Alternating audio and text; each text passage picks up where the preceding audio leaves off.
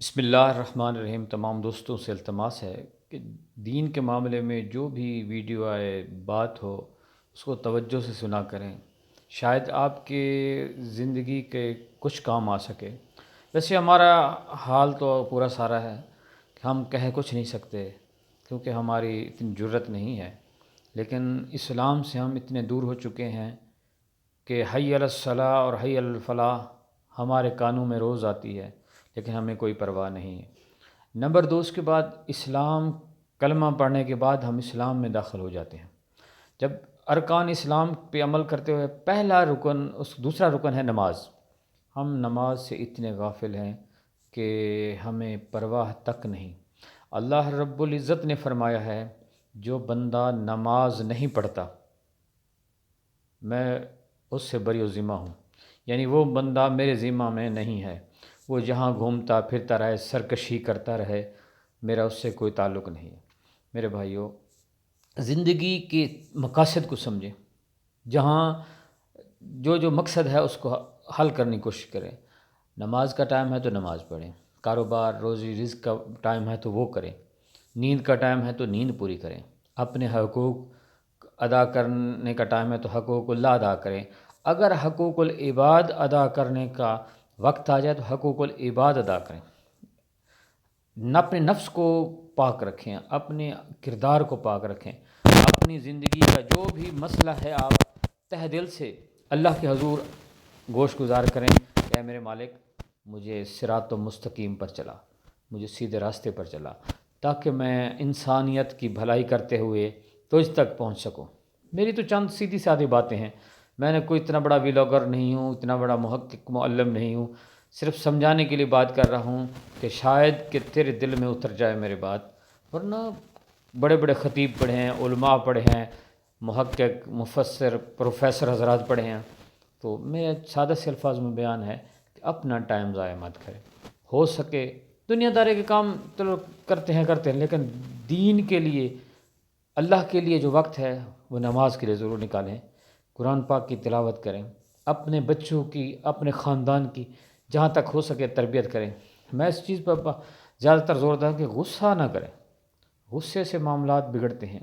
جہاں بھی کوئی چیز سمجھانے کے لیے آئی ہو تو اس پر بہت اعتدال سے، معتدل، نرم اور لطیف ہو کر بات کریں، کیونکہ جب قرآن پاک کا نصف ہو رہا ہے نا، تو وہاں بھی ایک بڑا سا حروف لکھا ہوا ہے، وَلْيَتَلَطَّفُوا، نرمی اختیار کرو، نرم ہو جاؤ، اپنے اللہ کے حضور تمام باتوں پر غور کرو کہ اللہ نے ہمیں کن کاموں کا حکم دیا ہے اور کن کاموں سے ہمیں روکا ہے۔ باقی آپ خود مختار ہیں، اپنی مرضی کے آپ مالک ہیں، جو کر رہے ہیں اس میں آپ کو خوب پتہ ہے کہ اچھا کر رہے ہیں یا برا کر رہے ہیں۔ آپ بچے تو نہیں ہیں، ماشاءاللہ 15 سال کے بعد بچہ بالغ ہو جاتا ہے، تقریباً سمجھدار بھی ہو جاتا ہے، پھر 20 سال ہو گئے، 25 سال ہو گئے، 30، آپ جو عمر کے جس حصے میں ہیں۔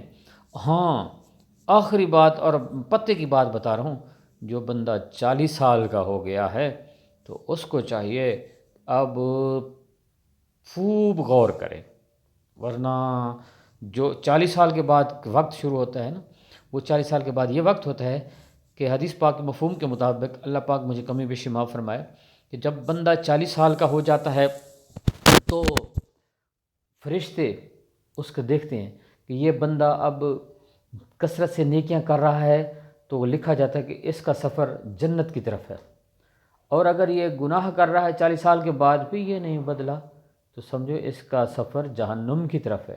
یعنی کہ آپ نے پہلی عمر جس ٹائم میں گزار دی، لیکن 40 سال کے بعد بندہ ایک پختہ جو مرد بن جاتا ہے، پختہ ہو جاتا ہے، پختہ عقل ہو جاتا ہے۔ اور 40 سال کے بعد اگر آپ نے پھر بھی غفلت اختیار کی تو یا ادھر یا ادھر، سیدھی بات ہے۔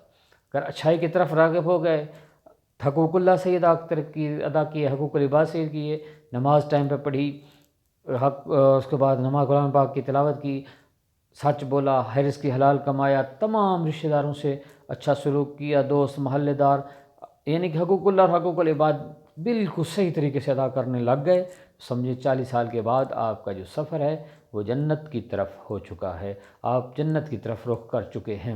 اگر 40 سال کے بعد بھی نہ قرآن، نہ نماز، نہ اخلاق اچھا، نہ کردار اچھا، بالکل بری الذمہ ہو کے وقت گزار دیا تو سمجھو آپ کا سفر جو ہے وہ جہنم کی طرف ہو چکا ہے۔ میرے بھائیو، انہی باتوں پر عمل کریں۔ زندگی کا کوئی پتہ نہیں، کل نفس ذائقۃ الموت، ہر نفس نے موت کا ذائقہ چکھنا ہے، تو اس لیے ہمیں چاہیے کہ ہم اچھا ذائقہ چکھیں، کڑوا ذائقہ نہ چکھیں، سمجھ آئیے۔ اور جو بھی حالات ہیں اس کے ساتھ کمپرومائز کرنے کی کوشش کریں، دعا کریں کہ اللہ تعالی ہم سب مسلمانوں کو صراط مستقیم پر چلنے کی توفیق عطا فرمائے، ہماری مدد فرمائے، ہر ظالم سے ہمیں محفوظ رکھے، اور ہم اچھے سے اچھے کام کریں تاکہ ہم پہ جو حکمرانی کرے وہ بھی اچھے لوگ ہوں، جو تقوی والے لوگ ہوں، اللہ سے ڈرنے والے لوگ ہوں۔ جس کے اندر اللہ کا خوف آ گیا وہ سمجھو متقی بن گیا، پرہیزگار بن گیا، وہ گناہ کا چھوڑنے والا بن گیا۔ اور جس کے اندر خوف نہیں ہے وہ جو مرضی کرتا پھرے، اس کا ہم کچھ نہیں بگاڑ سکتے، وہ ایک ظالم انسان ہے، وہ ایک درندہ ہے، وہ ایک باغی ہے۔ جزاکم اللہ خیرہ، اللہ کرے آپ ان باتوں پر عمل کریں گے اور اپنے بہتری کریں گے اور میرے لیے دعا کریں گے۔ جزاکم اللہ خیر۔